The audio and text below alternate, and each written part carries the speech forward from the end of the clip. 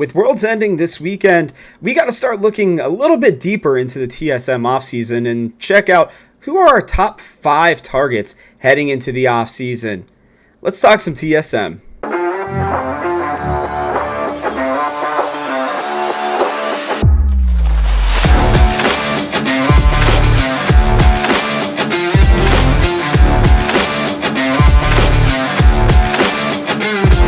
That's right, everybody. It is time for us to talk about some of the different off-season options that are available to us because, as soon as Worlds ends, that's when a lot of contracts are up. That's when a lot of negotiations start happening. And I believe the 15th of November is when we're going to actually see most of the free agent signings and everything, all the rumblings that we've been hearing. And so I wanted to start by asking you guys, what is your, or I should say, who are your 2022 offseason top 5 targets for TSM. Maybe yours will line up with mine, maybe they won't, but if they do, you know the saying, great minds think alike.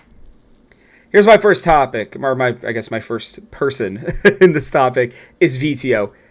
The 20-year-old, from the LEC has absolutely lit it up. He won an MVP last year, and he was kind of the initial engine that got Misfits kind of going down the track, right? Steamrolling people.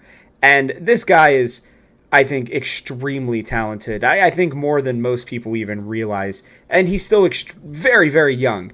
I normally would say, we need to stay away from him because he might be the most popular and sought after option in at least the Western world going into 2023. And he's going to cost us a pretty fair amount of money, but he's young. I think he's a face that you can build around. He could truly be the next Bjergsen for us for the next 5 years plus. And I think his skills are still under development. He's reached really high highs already. He occasionally has some lows too, but he's able to play just about anything. I really truly enjoy this guy, and I think he'd be an awesome fit for a team that's looking for a new face and looking for a bit of a new identity. I'll be honest, out of every option that I have here, this is probably the first or second least likely to happen, mostly because of the fact that I think he's just going to get a huge payday from somebody else. He apparently was in Los Angeles a couple weeks ago, before Worlds, and I think teams were kind of talking to him, so because I have no idea why else he'd be in LA. So I imagine he'll be in the LCS. I'm just hoping it'll be with us. The next guy is somebody who a lot of you probably don't know about, but his name is Will. And this guy was climbing up the ranks so quickly. He took a split off during the spring to finish up his high schooling.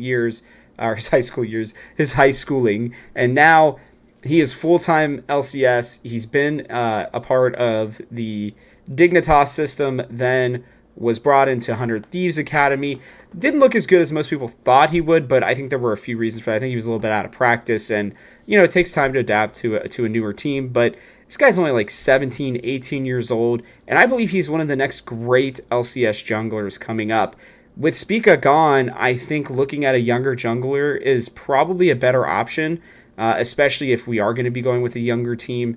With Soul, I think is still very likely for us, as I talked about in my top lane episode, and with Chime coming up, and now we don't really know what's going to happen in the mid lane, but the AD carry position's open as well.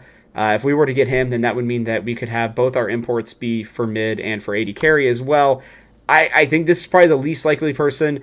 I don't think 100 Thieves are going to be willing to give him up unless if we pay a significant buyout, and I just don't know if TSM are going to be willing to do that. It depends on really how much they want to focus on a younger developmental roster.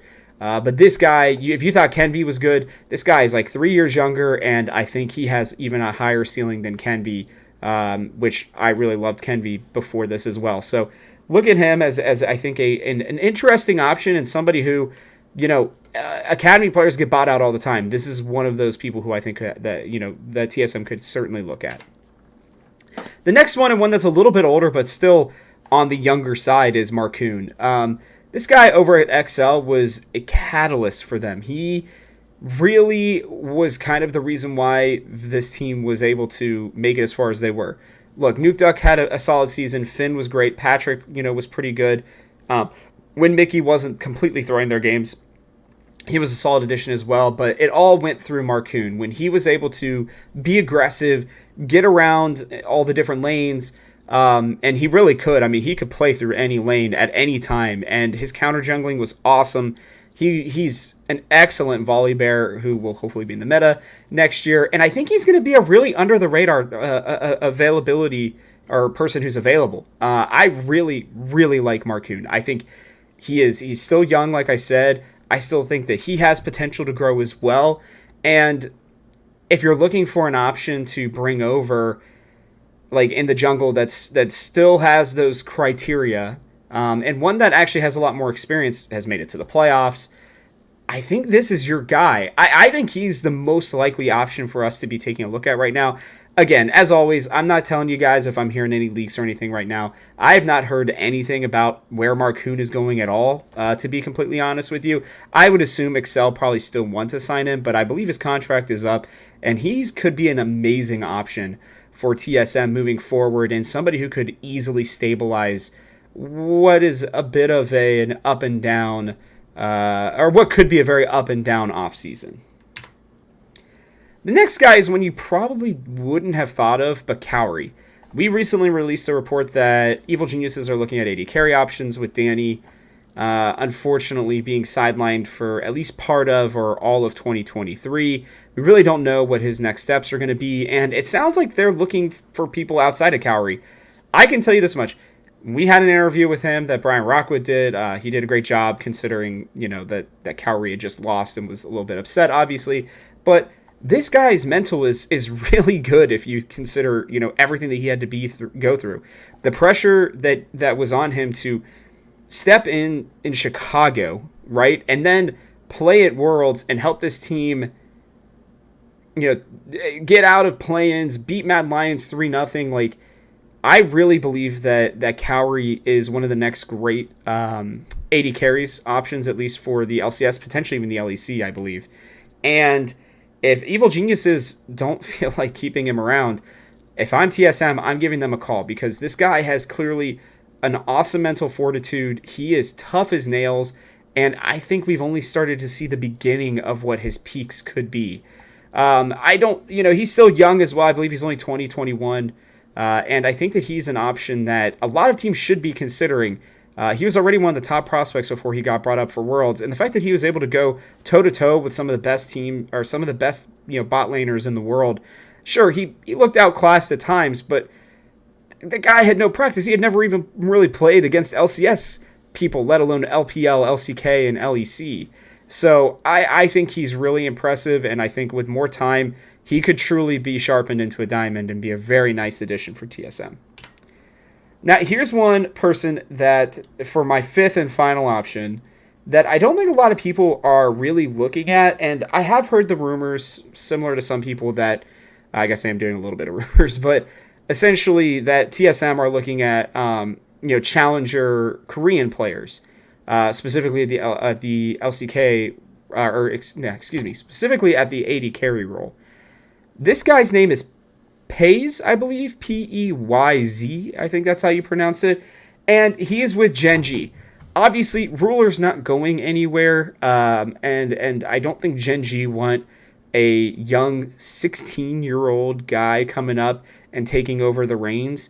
I think they probably believe that he's a little bit further away than most other people, and I think if TSM are going to try to snipe somebody from the LCK, this would be a great player for a few reasons. One, he had the third best KDA amongst all players who had at least, a full season, essentially, during the summer split, with a 4.9. He had 186 kills, only one kill less than Noah on KT Rolster, who's like 5 years older than him. He died a little bit, and his laning wasn't exactly great, but whatever. Like, if this guy, I don't think he's going to necessarily be the next Berserker, but I think TSM would potentially be hoping so, and that's probably what they're looking for. He's, again, I cannot express this. His ceiling is obviously very, very high. He's in Gen.G's system for a reason. He's already been climbing their system. He's only 16. He'll be 17, I believe, in time for the LCS season. Let me make sure that's correct. Yeah, he's turning 17 in December. So that would mean that he would perfectly line up with the age requirement in order to be able to be a part of the LCS. TSM could just pour a lot of their eggs into his basket and help to develop him. And I think Chime would be a great person to have there to help him develop. And I just think also the connection that Dominic, excuse me, has with Gen G being, a part of their organization for so long, might be able to get a deal done to help bring over somebody who could really be very good and, again, under the radar. All right, I wasn't going to do this, but I got one extra person real quick. Yes, Yamato Cannon, okay? 30 seconds on this one. We need a new head coach. It sounds like he might be available. This guy has an incredible strategic mind, and I believe that he's going to be looking for a new fresh start. I think a lot of teams that have Worlds aspirations are going to be going for him, so we may not necessarily be the best case depending on who we're planning on signing, but I have a lot of respect for Yamato Cannon, and again, we need a good head coach, somebody who can coach us into the next era of greatness for TSM, and I think this would be a slam dunk signing for us if it were to happen. But yeah, let me know. What are your top 5? I know I gave 6. I cheated a little bit, but whatever. We've got some other videos that are going to be coming out below me. You guys are hopefully going to be, clicking on those and seeing some of the other things that we're talking about with TSM. But yeah, with that, I'll catch you guys all in the next one.